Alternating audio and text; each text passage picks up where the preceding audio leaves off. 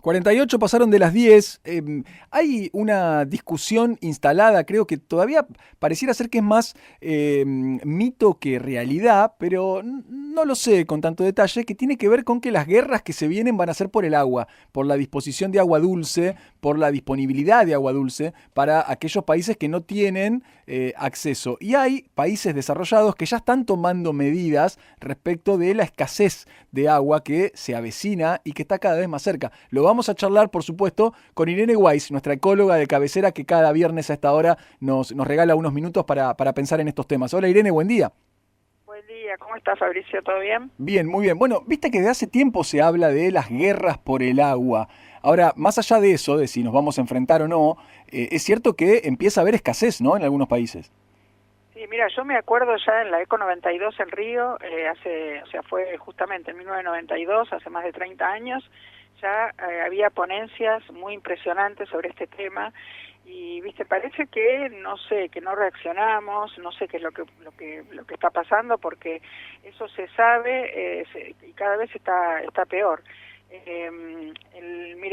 Se habla incluso ya de un estrés hídrico bastante fuerte y están poniendo una fecha tope de desgracia, por decirlo de alguna manera. No quiero ser muy alarmista, pero para el 2050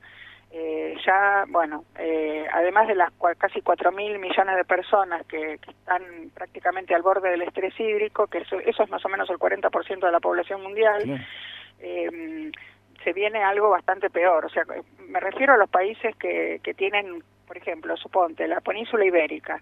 España tiene la mayor parte de sus ríos haciendo transferencia de agua entre cuencas, porque cuando necesitan de un lado y no tienen, le proveen de otro, el Duero, el Guadalquivir, el Tajo, varios ríos, ¿no? Y cuando la definición de estrés hídrico, digamos, cuando hablamos de estrés hídrico, en realidad nos estamos refiriendo al momento en que la demanda de agua es mucho más alta que la cantidad disponible durante un periodo determinado de tiempo. Entonces, esto se está poniendo, como te decía, feo, y mira, yo me acuerdo con un documental que se llamó Flow, que es un doble sentido en inglés, porque flow es el verbo fluir, Claro. pero además es la sigla del documental, del nombre, que se llama For Love of Water, por amor al agua, ¿no? Que en Ajá. castellano obviamente no tiene el mismo significado por la sigla Flow, ¿no? Y en ese documental, que lo hizo una organización internacional de agua, al final están pidiendo que el agua sea un derecho humano para todo el mundo, y Naciones Unidas lo declaró derecho al agua en ese momento. Esto fue hace 12, 13 años atrás. Así que hoy en día sigue rigiendo eso de que el agua potable es un derecho humano fundamental, pero sin embargo la alta demanda y la escasez de este recurso pone en peligro la disponibilidad del agua limpia para todas las futuras generaciones, ¿no? Pensá que cuando nosotros íbamos al colegio, bueno, vos sos más joven que yo, pero cuando yo iba en primaria me acuerdo que me decían que el agua era un recurso natural renovable, y ya Claro. se está volviendo cada vez menos renovable, Claro. sobre todo por lo que cuesta potabilizar. Irene, obviamente esto tiene mucho que ver con la zona del planeta en la cual esa población que está bajo estrés hídrico viva. Te quiero preguntar sobre la situación que tiene Argentina, que también está instalada la idea de que nosotros estamos bien, de agua dulce, y cuáles son las zonas del planeta, los países, algunos de ellos que están más complicados. Mira, eso no es cierto. Primero te digo esto, no es cierto que estemos tan bien, porque nosotros tenemos el agua muy mal distribuida. Casi el 80%, creo que en algún momento en alguna columna lo comenté, yo dicto hidrología continental, justamente en la facultad, es una materia del ciclo superior que cursan los geógrafos de la UBA, y entre el 75 y el 80% del agua potable de la Argentina está en la columna vertebral hídrica, que es el Paraná, más el acuífero guaraní, que está por debajo. O sea, todo el resto tiene menos del 20%, te diría el 15, el 18% está en el resto del país. Por eso Córdoba, Mendoza, no sé, San Juan, el norte, un montón de provincias tuvieron que hacer, el noroeste me refiero, no tuvieron que hacer embalses. Y bueno, uno piensa en los glaciares, viste que es el potencial recurso del futuro, pero los glaciares también con el calentamiento global se están derritiendo y se están usando ya al tope, ¿no? El agua que baja. Mira, yo tengo una cifra que, de acuerdo con tu pregunta, según las proyecciones del Instituto Mundial de los Recursos, el World Resource Institute, es WRI, ¿no?, por la sigla en inglés, ellos estimaron que para el 2050, 51 de 164 países y regiones que ellos analizaron van a experimentar un nivel de estrés hídrico tremendo, que va desde alto hasta extremadamente alto. Y esto, como te decía, es casi el 40% de la población mundial. Y se vislumbra grave, digamos, no solamente para los que ya lo están padeciendo, ni hablar de África, una parte de Asia, sino que también, por ejemplo, países que ahora tienen crecimiento de población relativo, pero aún así, por ejemplo, el sur de Europa, te decía, la península ibérica, primero que nada, ¿no?, Portugal y España, después también Italia. La situación en España se está volviendo bastante crítica. Yo tengo un hijo que vive allá y, bueno, siempre me tiene al tanto sobre estas cosas, ¿no? Pensá que hay una manera de potabilizar el agua desde el mar, porque uno a veces piensa, uy, tenemos tanta agua salada, pero es carísimo. O sea, hay países que no tienen las condiciones de hacer eso, se hace con un sistema de ósmosis inversa, que lo hacen solamente los países muy ricos, por ejemplo en la Liga Árabe, o países como Israel, o el centro de Australia, por ejemplo, que es un desierto, ¿no? Los barcos en alta mar, sobre todo a veces cuando se quedan sin agua y no llegan a puerto estos barcos de pasajeros, ¿cómo se llaman? Los cruceros, ¿no? Los cruceros tienen la posibilidad de hacer osmosis inversa, pero son casos muy puntuales, o sea, la mayor parte de los países no tienen esa posibilidad. Vos sabés que hace un tiempo tenía una reunión de trabajo con una persona que estaba en Barcelona y me contaba que hay controles muy estrictos respecto del riego. Por ejemplo, si vos tenés un poquito de pasto, no lo podés regar.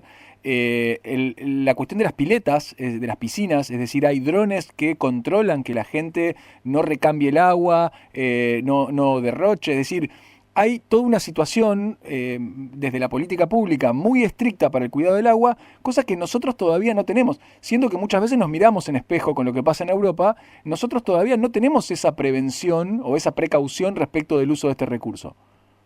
Sí, no, porque evidentemente inclusive la gente no lo cumple, o descree o no le importa. O sea, las previsiones, la verdad, no son demasiado halagüeñas realmente, porque hay inclusive satélites de la NASA. Por ejemplo, hay un satélite que se llama Grace, como Graciela en inglés, ¿no?, de la NASA, que es y también hay otro de la Agencia Aeroespacial Alemana, que estudiaron 27 acuíferos, ¿no?, y que los pueden estudiar ahora con determinada tecnología que ya existe ahora para estudiarlos, y se dieron cuenta realmente que la cifra es preocupante. O sea, 21 de esos 27 acuíferos están perdiendo agua. Los acuíferos son los que están subterráneos, ¿no? Y un tercio ya prácticamente están agotando sus reservas. 8 están tremendamente estresados y 5 pasaron a la categoría de muy estresados. Y esto es algo que ya existe desde hace tiempo. Lo que pasa es que la tecnología que tienen los satélites ahora para vislumbrar toda esta cuestión de los acuíferos es bastante nueva. O sea que recién están pudiendo ver cosas ahora de algo que empezó hace tiempo en el pasado. Claro. ¿Entendés? Irene, con este diagnóstico tan duro y tan crudo, ¿hay algo que se pueda ir haciendo, que los países puedan ir haciendo para tratar de no llegar a ese 2050 con ese estrés hídrico? Sí, bueno, ahorrar agua. El agua, uno habla de la energía todo el tiempo, ¿no? Pero el agua no solamente hay que ahorrarla, digamos, al máximo posible, porque pensá que no solamente nosotros, no, salvo unas pocas bacterias, todo el mundo, tanto las plantas como los animales y todo lo que de nosotros depende, o sea, todos los alimentos y todo lo que tomamos de la naturaleza, todo necesita agua, y agua en buena calidad. Así que la verdad es que cada vez hay más, fertilizantes, plaguicidas, porquerías que se van poniendo en el agua, y eso cada vez lo dificulta más también la potabilización. O sea, cuidar qué es lo que se manda al agua, a veces los ríos se consideran como una cloaca a cielo abierto. Eso era algo del pasado, o sea, ya no se puede pensar de esa manera. Y por el otro lado, tratar de ahorrar agua todo lo que se pueda, ¿no? Acá mismo, mira, en la Argentina, inclusive en Buenos Aires, que nunca hemos tenido demasiado problema con la provisión de agua, yo tengo un grupo de vecinos, vivo en Caballito, y están todo el tiempo preguntando a la gente que vive en casas si le llegó agua al tanque a la noche porque no se alcanza, no hay presión suficiente, cosa que yo, no sé, en 40 y pico de años que vivo acá, nunca me había pasado, ¿entendés? O sea, que son lugares donde en realidad no debería faltar el agua. Sin embargo, nosotros tenemos el Río de la Plata al lado, potabilización permanente, y sin embargo, el agua está teniendo también problemas de provisión y evidentemente de distribución, porque no llega a todos lados de la misma manera.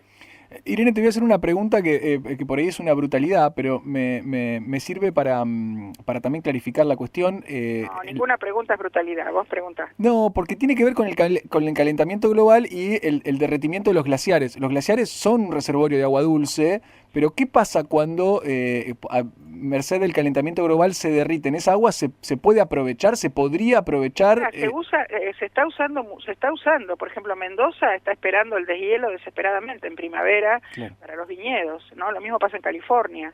El agua se usa, lo que pasa que en el ciclo del agua eso después no se recupera, porque, a ver, si bien la cantidad de agua en el mundo, esto es algo que yo se lo explico siempre a los alumnos de hidrología continental para que lo entiendan, el agua es la misma, digamos, el balance hídrico es el mismo, pero ¿qué pasa? Cada vez somos más personas. Claro. ¿Y dónde está el agua? Dentro nuestro. Nos la tomamos, claro, ¿entendés? O sea, que cada vez hay más personas. Nosotros tenemos un porcentaje altísimo de... Eso es una manera sencilla de entender por qué hay cada vez menos agua en el ambiente. Bueno, porque cada vez somos más personas. Claro, hay más derroche y hay más consumo también. Hay más consumo y además la contracara de esto son las inundaciones, porque con el calentamiento global, el cambio climático trae los eventos, vos sabés, los eventos extremos más tremendos. Entonces, por otro lado, hay gente que tiene inundaciones y después toda esa inundación se va hacia el mar y esa es agua dulce que se pierde, se mezcla con el agua salada y ya ahí, salvo osmosis inversa, no tenés manera de potabilizarla. Entonces, yo tengo acá alguna estadística, por ejemplo, Perú y Colombia son países que hasta ahora, sobre todo Colombia, no tenía ningún problema de estrés hídrico, bueno, lo va a tener en el 2050. Y porque vos me preguntaste en los países de la región, sí, ¿no? Sí. Y después está, bueno, ni hablar de la península ibérica, por ejemplo, ¿no? La península ibérica es crítica, perdón, la parte de la península ibérica, la península arábiga, quise decir, Irán, la India, la mayoría de los países del norte de África, ¿no? Argelia, Egipto, Libia, bueno. Claro. La situación de ellos es preocupante, porque también utilizan agua, además que para las personas, para su extracción de petróleo. Y bueno, ahí escuché que sonó el bip del noticiero, sonó el top, mucho sí. Más no te puedo... No, tengo un montón para contar, pero bueno, podemos seguir el tema en otro momento. La podemos seguir porque es un tema bien interesante que tiene muchas aristas y que además creo que no está, si bien, insisto, es algo instalado desde hace un tiempo, de que habrá guerras por el agua, es algo que en nuestra práctica cotidiana creo que estamos a veces más preocupados por el reciclaje de basura y demás, que también es hiper importante y lo hemos hablado un montón de veces, pero en este caso no hay todavía una toma de conciencia, así que si podemos aportar algo desde este programa, estaría buenísimo hacerlo. Irene, gracias como siempre. Con gusto, un placer y buena semana. Igualmente para vos.